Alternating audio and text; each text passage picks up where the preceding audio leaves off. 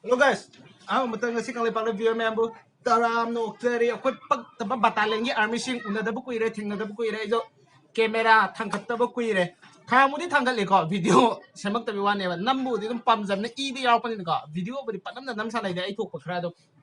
aduga guys ai de akoi pag taba battalion gi army sing loina nungai biram ni na thaje di student oi ba kambu sing do prakha de am ti nungai na pamthong ne aduga relationship ta lai ba kambu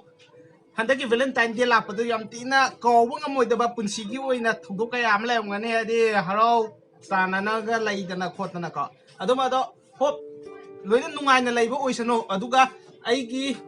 ponda laage hadi ngasi oina di sida phammaga ngamani ko hadi atopa chatpa khotpa video budi yaro hadi ai video thagrakti to kai maram gina na DM da kai da de WhatsApp ta mayam na question mayam am hange ba do ai YouTube sidagi to abra YouTube to vlog amon sema roida polaroid ra hena ko adugi answer do ai jing loina pirage hade ai je ko khumra hade akhoi ki family je khumra khatang middle class e khatang taraga leiba family oi bai tare aduna khumra ko ki personal ai oi ba personal problem khara leiba ta personal problem je hade lithuaga de ko noi da haira ko budi noi da ti hade yamna hade kisuna ta bo oi ga do ba aduna lithok ko ikai ra do bo akhoi ki upai lei ja dra ba akhoi da budi ko yam tina chaw ba yam tina awaba asijina wakal yam ti charang na hanba problem amoy ba aduna adum haje video budi namne ko video namaga ai ngasi video namaga vlog sem ge ko lage to nambe ko kan ko wakhan ji ko kok si ko rekta mood off ra podo adani to to pa eta negative thought eta lak pa do eta laga namaga eta namba tang khaloi de vida dum tokpa adai editing to de tokpa dum vlog me am video me am le ba akoi gi pakta ba battalion ge army sing na akoi tatan hangbe anai ya bro kamai to ge khol ge na do ai je sing na ha ga ko thoina na ba je oi hakchang oina physical oina na ba di leite do mental oina ko ade kok si da ko ma de adum manungi oiba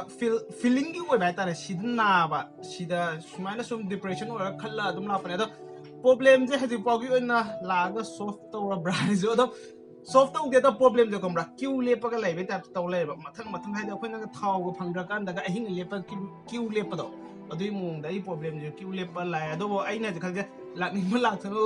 thengna ra ge mai le ra chela roi ge aduga phamma ga khalla ga lai roi ge sine ko do problem je komra YouTube ki mai ge de gi lak prai de sina te ko YouTube ki mai ge de lak pa te de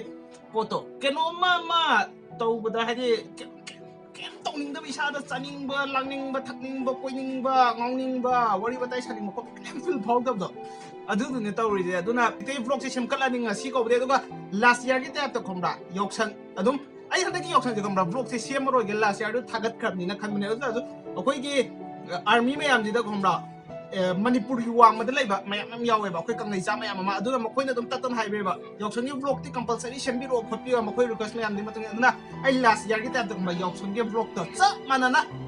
every day every vlog nungti gi vlog dum thagat pa ngam no hon ani at least nôm nữa vlog anh ấy thằng cái yaw cái gì vậy hay đi bịt cái số lấy khăn lại đi có số thawai cái số yaw khăn lại đi có adu thì hai bên ngầm adu pun enjoy trong mình là gì adu ka luar mà lên là hai cái đâu cả ok na mayam ko pakta ba battalion ya mi mayam punjan laga ready de lai ro ai di khoi gi channel sibu he na mai pak na ba he na jara kap khat na ba gi na mo ko komra de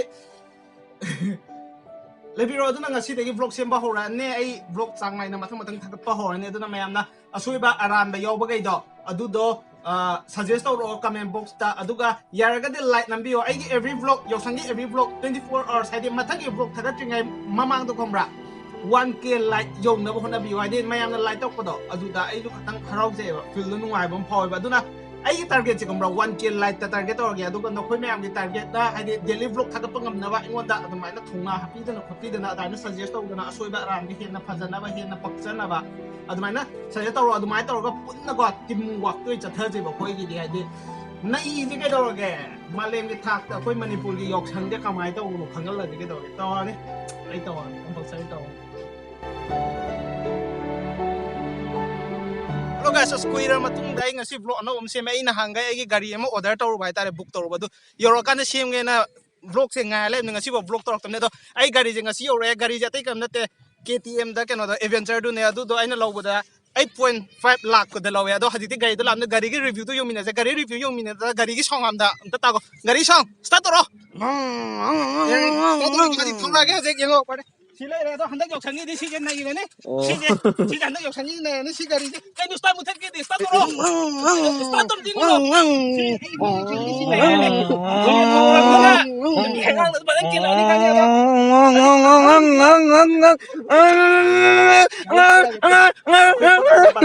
ꯑꯩꯈꯣꯏ ꯄꯛꯇꯕ army ꯀꯩꯁꯦ ꯍꯥꯏꯗꯤ ꯃꯨꯠ of ꯂꯩꯔꯒ ꯑꯩ video ꯂꯣꯏꯁꯟꯈꯤꯕꯗ ꯍꯥꯏꯗꯤ ꯅꯨꯡꯉꯥꯏꯖꯗꯕ ꯍꯥꯏꯇꯥꯔꯦ ꯑꯩꯈꯣꯏꯒꯤ ꯕ꯭ꯂꯣꯒꯁꯦ ꯌꯦꯡꯉꯒ ꯍꯥꯏꯗꯤ ꯑꯩ ꯚꯤꯗꯤꯑꯣꯗ ꯌꯦꯡꯉꯒ ꯑꯋꯥꯕ ꯃꯌꯥꯝꯗꯣ ꯀꯥꯎꯊꯣꯛꯑꯒ ꯈꯪꯕ꯭ꯔꯥ ꯍꯥꯏꯗꯤ ꯃꯁꯥ ꯃꯇꯣꯟꯗ ꯈꯪꯖꯗꯕꯤ ꯆꯤꯝꯕꯥꯜꯗꯒ ꯅꯣꯛꯑꯒ ꯂꯩꯖꯔꯝꯕꯗꯣ ꯃꯇꯣꯟꯗꯒ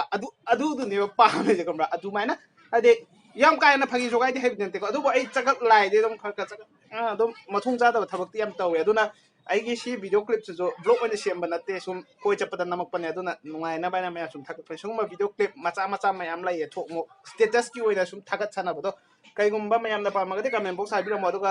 ꯆꯥꯅꯕ ꯂꯩꯔꯒꯗꯤ ꯇꯥꯏꯃꯤꯡꯗꯨꯗ ꯁꯨꯝ ꯍꯥꯞꯆꯤꯜꯂꯛꯀꯦ ꯑꯗꯨꯅ ꯂꯣꯏꯔꯦ ꯀꯣꯔꯁ